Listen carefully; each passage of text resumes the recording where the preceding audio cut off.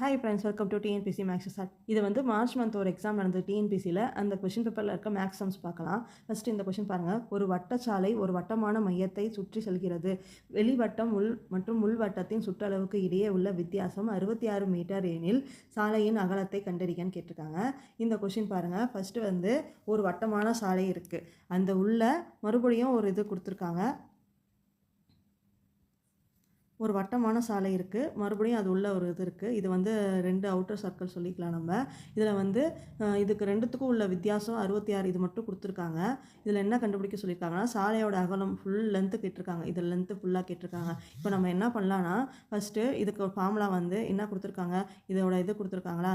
அப்போ 2π இதுக்கு வந்து என்ன பண்ணணும், ஃபஸ்ட்டு பெரிய சர்க்கிளுக்கு வந்து 6ன்னு எடுத்துக்கலாம். 6ன்னு எடுத்துக்கும்போது இப்போ 2πr மைனஸ் 2π இது வந்து ஸ்மால் ஆர் எடுத்துக்கலாம்.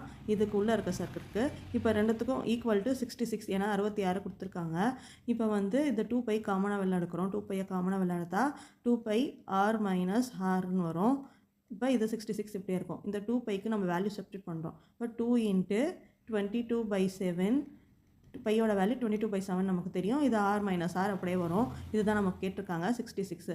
இப்போ அந்த r - r மட்டும் கண்டுபிடிக்கணும். இப்போ r - r equal to 66 into இது எல்லாமே இந்த தலைகீழாக வரும். அப்போ 7/44 வருமா.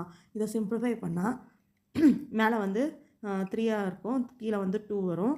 இப்போ வந்து 21/2ன்னு இருக்குது. நம்ம இதை 2ஆல் டிவைட் பண்ணோன்னா 10.5ன்னு நமக்கு கிடைக்கிது. இப்போ 10.5 மீட்டர் தான் இதுக்கு ஆன்சர். இதுதான் கொடுத்துருக்காங்க. ஒரு வட்ட சாலை, அதுக்கு ஒரு மைதானம் உள்ளே இருக்குன்னு சொல்லியிருக்காங்க.